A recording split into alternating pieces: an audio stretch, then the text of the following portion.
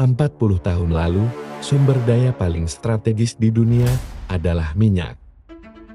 Kekuatan yang mengendalikan Selat Hormuz, mengendalikan nasib ekonomi dunia.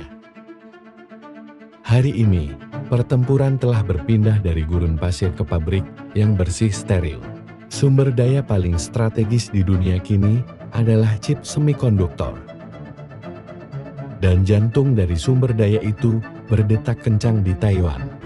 Di dalam dinding TSMC Taiwan Semiconductor Manufacturing Company selama setengah abad.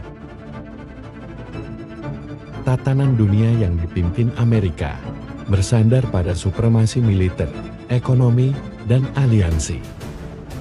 Namun, semua itu akan runtuh, bukan oleh rudal nuklir, melainkan oleh kegagalan yang paling mendasar, kegagalan Amerika untuk melindungi aset paling strategis di planet ini. Kegagalan untuk mencegah Tiongkok mencuri kunci yang akan membuka masa depan dunia. Inilah kekalahan telak yang sebanding dengan hilangnya terusan Suez atau jatuhnya Berlin. Selamat datang di Nusa Jurnal.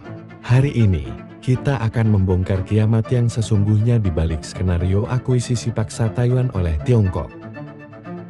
Kita akan membedah tidak hanya mengapa Amerika akan kalah, tetapi bagaimana kekalahan ini akan terjadi dalam 3 dimensi, militer, ekonomi, dan psikologis. Dan yang terpenting, bagaimana Global South, termasuk Indonesia, akan terpaksa memilih antara ideologi dan pragmatisme teknologi. Taiwan Semiconductor Manufacturing Company didirikan dengan visi yang sederhana oleh Morris Chang, menjadi foundry pabrik pengecoran murni, melayani siapapun yang datang dengan desain. Visi itu menghasilkan monopoli yang tak tertandingi, 92% dari seluruh chip tercanggih dunia, dan 50% pangsa pasar global ada di tangan mereka. Perusahaan Amerika, dari Apple hingga NVIDIA dan AMD, sangat bergantung pada satu pulau kecil ini. Ketergantungan ini adalah Achilles heel kelemahan fatal Amerika. Kekalahan pertama Amerika adalah erosi total supremasi militer. Perang modern bukan lagi tentang jumlah tank, melainkan tentang kecepatan pemrosesan data. Senjata Amerika, seperti jet tempur F-35, kapal induk, sistem rudal hipersonik, semuanya adalah alat komputasi raksasa yang didukung oleh chip TSMC yang paling kecil dan paling efisien. Jika Tiongkok menguasai TSMC, mereka mendapatkan 2 keuntungan. Pertama, blackmail manufaktur. Beijing dapat secara efektif memotong jalur pasokan chip canggih ke Pentagon. Ini berarti AS tidak dapat lagi memproduksi senjata generasi terbaru mereka, dan upaya reshoring, memindahkan pabrik ke AS membutuhkan waktu 5 hingga 10 tahun, yang terlalu lama. Kedua, backdoor dan spionase. Mereka dapat memiliki akses, atau setidaknya pemahaman mendalam, tentang desain chip yang dipesan oleh kontraktor militer AS secara teoritis. Mereka bisa menyuntikkan backdoor digital ke dalam chip yang masih dipesan AS, menciptakan lubang keamanan yang tak terdeteksi. Bayangkan, Tiongkok akan memiliki kemampuan untuk menyamai, atau bahkan melampaui AS dalam AI militer, machine learning, dan komputasi kuantum dalam waktu singkat. Kekuatan pencegahan deterrence Amerika di Pasifik akan lenyap. Kekalahan kedua adalah kontrol total atas rantai nilai ekonomi global. Nilai kapitalisasi pasar perusahaan-perusahaan teknologi barat akan anjlok. Tanpa chip TSMC, Apple tidak bisa meluncurkan iPhone baru. NVIDIA tidak bisa meluncurkan GPU AI terbarunya. Industri otomotif, server data, hingga komputasi awan di seluruh Eropa dan AS akan lumpuh atau tertinggal jauh. Tiongkok akan menjadi pusat gravitasi ekonomi global yang baru.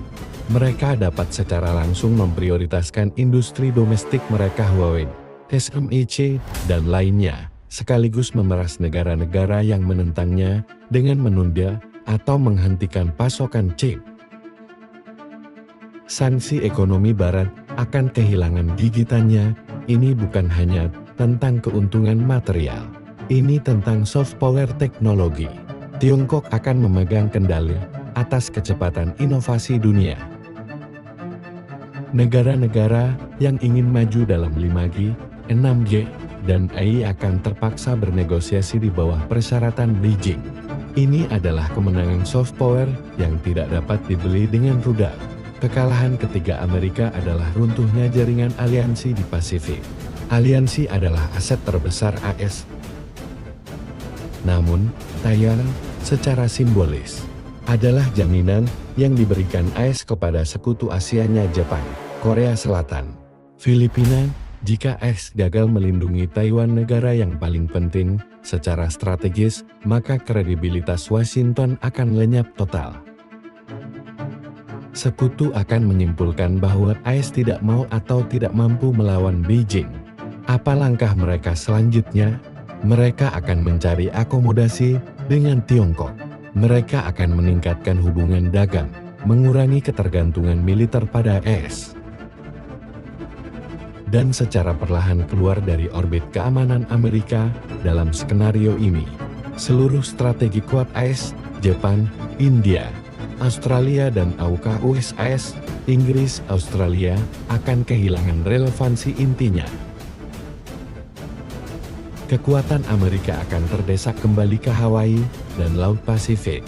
Selama ini dianggap sebagai danau Amerika, akan menjadi danau Tiongkok. Kita harus mengakui ada twist teknis penting. Banyak yang berargumen, Tiongkok tidak bisa mengoperasikan TSMC karena pabrik tersebut sangat bergantung pada mesin EUV litografi buatan ASML dari Belanda dan perangkat lunak desain dari Amerika. Jika Tiongkok menyerang AS dan sekutunya, pasti akan mematikan atau break mesin-mesin vital tersebut dari jarak jauh, membuat pabrik menjadi besi tua yang tidak berguna. Namun, Yonusa Jurnal berpendapat, skenario menghancurkan pabrik Scorched Earth polisi ini adalah kartu truf terakhir. Tapi belum tentu menghilangkan kekalahan Amerika. Tiongkok, bahkan jika mendapatkan pabrik yang terdegradasi, masih akan mendapatkan dua hal krusial: akses ke chip generasi lama yang masih kuat 14 nanometer, 7 nanometer, yang cukup untuk mendominasi AI militer dan pasar otomotif dunia. Dan yang lebih penting, akses ke ratusan ribu insinyur dan manajer Taiwan, sebuah brain drain terbesar dalam sejarah. Know-how dan keahlian kolektif mereka akan mempercepat program semikonduktor domestik Tiongkok secara eksponensial. Inilah saatnya kita mengalihkan fokus ke Nusantara Anglai. Bagaimana kiamat? Teknologi ini memaksa Indonesia berhitung ulang. Jika Tiongkok memegang kunci teknologi dunia, Indonesia yang memiliki mineral kritis seperti nikel, tembaga, dan timah, semuanya vital untuk rantai pasok chip, akan menjadi objek tekanan geopolitik yang luar biasa. Tiongkok tidak hanya akan meminta pasokan, mereka akan menuntut aliansi. Upaya Indonesia untuk menjaga non-blok dan kemerdekaan dalam kebijakan luar negeri akan menghadapi ujian terberat. Investasi Barat yang selama ini kita harapkan sebagai penyeimbang akan mengering. Kita akan dipaksa untuk sepenuhnya mengandalkan sistem teknologi Tiongkok, mengancam kedaulatan digital dan militer kita. Kekalahan Amerika di Taiwan adalah hilangnya ruang manuver strategis Indonesia.